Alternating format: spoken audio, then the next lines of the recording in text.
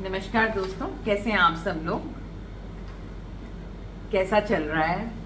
बहुत गर्मी पड़ रही है, बहुत ही चिलचिलाती हुई हीट है। और आज का मेरा टॉपिक भी उसी से कंसर्न है। हम लोग तो एसीज में बैठे हैं, ठंडी जगह पर बैठे हैं, कंफर्टेबली काम कर रहे हैं। How about the people who are working outside, वो लोग जो आज बाहर काम कर रहे हैं, जिनका फील्ड वर्क है, उनके लिए क्या डूज एंड डोंट्स हैं इस मौसम में। क्या करना चाहिए, क्या नहीं करना चाहिए। क्या उनको कोई हीट स्ट्रेस हो रहा है, कोई हीट एग्जॉशन या हीट स्ट्रोक हो रही है, क्या उसके वार्निंग साइंस एंड सिम्टम्स हों। कैसे वो पहचान सके कि उनका संगी साथी पहचान सके कि सामने वाले को कुछ परेशानी हो रही है और इसको इमीडिएटली ट्रीटमेंट की ज़रूरत है, और वो क्या फर्स्ट एड दे सके। तो आज इन सभी बातों पे चर्चा करते हैं इस छोटे से वीडियो में। तो welcome to doctor Seema's med talks once again. तो इस गर्मी के मौसम में मैं आज सिर्फ ये बताना चाहती हूँ व्हाट इज़ हीट स्ट्रेस। गर्मी से एक तरीके का स्ट्रेस होता है विच में lead to heat stroke, which is the worst condition affecting due to heat. लेकिन उससे पहले कुछ और चीज़ें भी होती हैं, जैसे कि हीट एग्जॉशन होती है पहले, उससे पहले कुछ और साइंस एंड सिम्टम्स भी होते हैं। तो उन सभी चीज़ों के बारे में लेट्स टॉक। तो ये जो लेबर क्लास या जो कंस्ट्रक्शन वर्कर्स, बिजली के लोग, या ये जितने भी लोग हैं जो बाहर, जिनको फील्ड वर्क करना पड़ता है, उनको इस गर्मी के मौसम में क्या एहतियात लेनी चाहिए।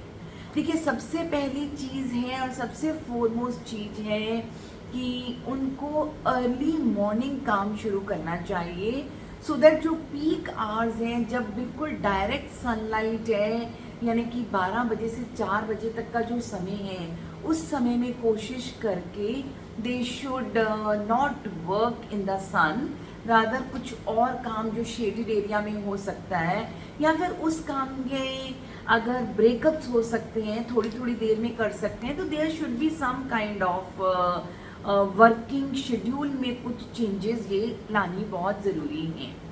दूसरी इम्पॉर्टेंट चीज़ है, they should keep themselves very well hydrated. Hydrated से मेरा मतलब है उनको पेय पदार्थ लेते रहना चाहिए, ताकि उनके शरीर में पानी की कमी बिल्कुल भी ना हो।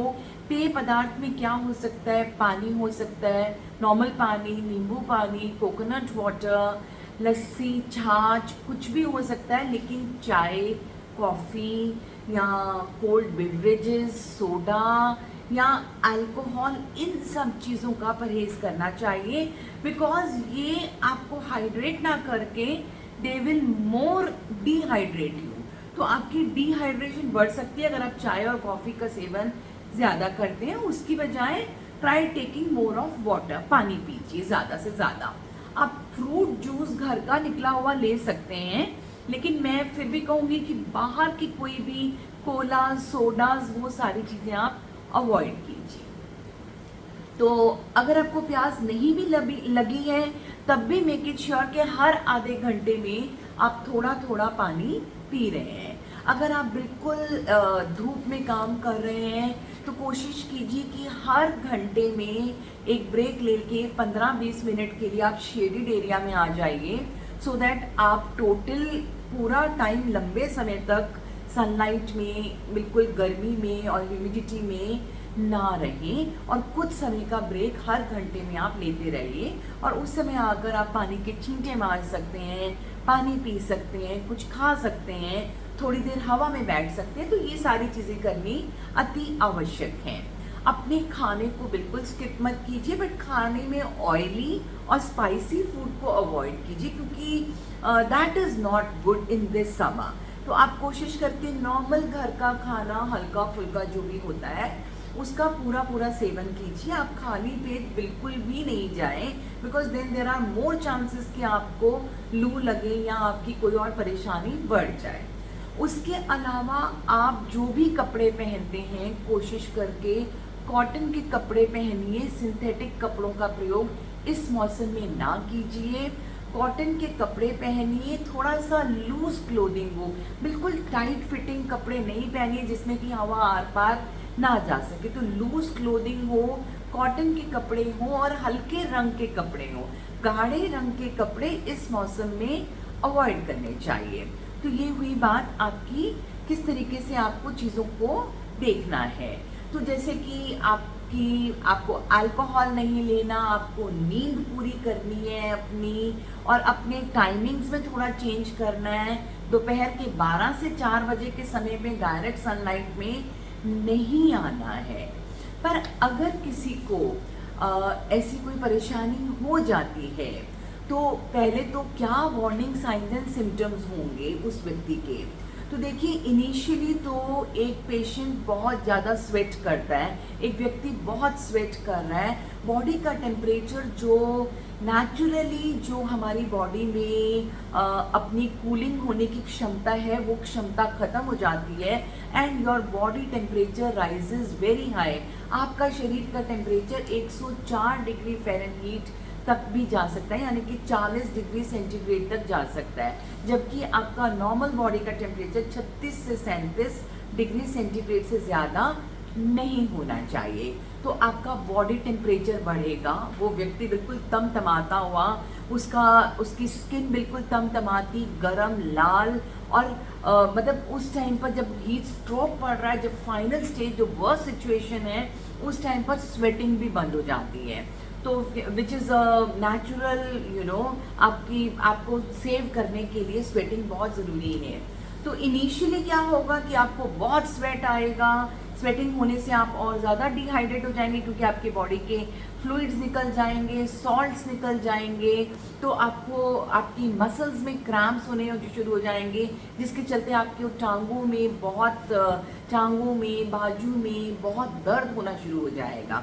तो इस तरीके से हो सकता है। लेकिन जैसे जैसे हीट की जो वर्सन अप होती है तो उसमें क्या होगा कि सिवियर हेडेक हो रहा है, चेहरा तमतमा रहा है, बॉडी का टेम्परेचर बहुत हाई हो गया, आपकी पल्स रेट बहुत तेज है, आपकी इंसान बहुत तेज़ी से सांस ले रहा है, आपकी रेस्पिरेटरी रेट बहुत तेज़ है, आपकी पल्सेशन बहुत तेज़ चल रही है, आपकी सांस की गति और आपके दिल की गति बहुत ज़्यादा बढ़ जाती है, आप बिल्कुल कंफ्यूज्ड हो गए हो, यानी कि आप सही गलत को भी नहीं पहचान पा रहे हो, आप बहुत इरिटेबल या चिड़चिड़े हो गए हो, और मतलब आप बिल्कुल कंफ्यूज दिख रहे हो, या कुछ कंडीशंस में व्यक्ति अनकॉन्शियस भी हो जाता है, और कुछ कंडीशंस में अगर ये चीज़ बहुत सिवियर जाती है तो व्यक्ति की डेथ भी हो सकती है। और क्या है कि आपकी यूरिन की मात्रा कम हो जाती है, और यूरिन आपका बहुत हाई कलर्ड यानी कि गाढ़े पीले रंग का यूरिन आता है। कि अगर आपको गाढ़े पीले रंग का यूरिन आ रहा है तो ये एक साइन है कि कहीं ना कहीं आपकी बॉडी डिहाइड्रेटेड है और आपको ज़्यादा पानी पीने की आवश्यकता है।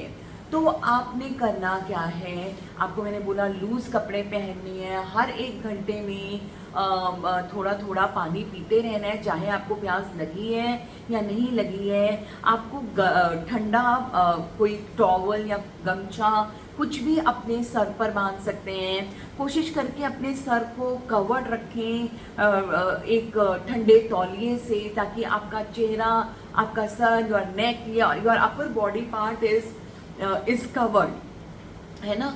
तो उसको कवर्ड रखना बहुत ज़्यादा ज़रूरी है आपके लिए। अगर किसी व्यक्ति में ये सारे साइंस एंड सिम्टम्स आ रहे हैं और मतलब टेम्परेचर बहुत बढ़ गया है, तो आपने उसके लिए कैसे बचाव करना है कि आपने उनको सबसे पहले एक शेडेड एरिया में, छाया वाले एरिया में, जिधर वो खड़े हैं उधर से निकाल के ठंडी कूल जगह पर छाया वाले एरिया में उनको ले आना है, जहाँ पर पंखा या कूलर हो तो बहुत अच्छी बात है। और उनको आपको ठंडा पानी पीने को देना है, उनकी टांगों को एलिवेट कर देना है। कुछ भी चाहे कोई कपड़ा, चाहे कोई तकिया, चाहे कोई लकड़ी का कुछ लगाकर उनकी लेग्स को एलिवेट कर देना है, और उनको ठंडा पानी पीने को देना है। ठंडा जूस भी दे सकते हैं, बट मैंने फिर बोला अवॉइड कोलाज, अवॉइड सोडाज, ये सब चीज़ें ना दें। और लेकिन आपको बिल्कुल आइस कोल्ड नहीं देना, नॉर्मल रूम टेम्परेचर का या घड़े का या सुराही का पानी आप उनको दें, एक ठंडा पानी उनको दें, ठंडे पानी के छींटे मार सकते हैं आप, उनकी बॉडी को ठंडे पानी में इमर्स कर सकते हैं या ठंडे पानी के टॉवल से उनकी बॉडी को रब कर सकते हैं। इस तरीके से आपको उनको वो सारी चीज़ें देनी है टिल द टाइम एक मेडिकल हेल्प आपके पास नहीं आ जाती है, क्योंकि अगर कोई व्यक्ति स्ट्रोक में है तो आपको मेडिकल हेल्प की ज़रूरत पड़ेगी। तो आपको मेडिकल हेल्प आने से पहले इन सारी चीज़ों का ध्यान रखना है। और ख़ासकर जो छोटे बच्चे हैं, 4 साल से छोटे बच्चे और जो बड़े बुजुर्ग कह लो, लाइक 40-50 साल से ऊपर वाले लोग हैं जो ऑलरेडी कुछ बीमारियों से ग्रसित है, जैसे कि डायबिटीज़ है, हाइपरटेंशन है, हार्ट की बीमारी है, लिवर की बीमारी है, किडनी की बीमारी है, तो ऐसे लोगों में चांसेस और ज़्यादा हो जाता है हीट स्ट्रोक या हीट एग्जॉस्शन होने के। तो कोशिश करके दोस्तों ध्यान रखिए कि आप एक हैट पहन के चलिए या एक अम्ब्रेला, एक छाता आपके साथ हो या ठंडे पानी का गमछा या तौलिया आपके सिर पर हो सके तो गॉगल्स का प्रयोग कीजिए, लूज कपड़े पहनिए, कॉटन के कपड़े पहनिए, हल्के रंग के कपड़े पहनिए, पानी की बोतल अपने साथ रखिए जिसको कि आप हर घंटे पानी पिएंगे। बिल्कुल जो डायरेक्ट सनलाइट का समय है 12 से 4 का समय, उस समय पर या तो शिफ्ट में ड्यूटी कीजिए या फिर उस समय को अवॉइड कीजिए और हर घंटे इसमें आधा घंटा ब्रेक लेकर वापस एक शेडेड एरिया में आकर पानी का सेवन करके अपने आप को सुरक्षित कीजिए। और इन साइंस एंड सिम्टम्स के आते ही इमीडिएटली पेशेंट को हॉस्पिटल लेके जाइए। तो आई होप वीडियो आपको अच्छा लगेगा। Thank you very much, take care, have a wonderful day ahead. और खुद का ध्यान खुद से रखिए, अपने दोस्तों का, अपने साथियों का, अपने एम्प्लॉयज़ का, इनका ध्यान रखना भी हमारा फ़र्ज़ है। तो थैंक यू सो मच।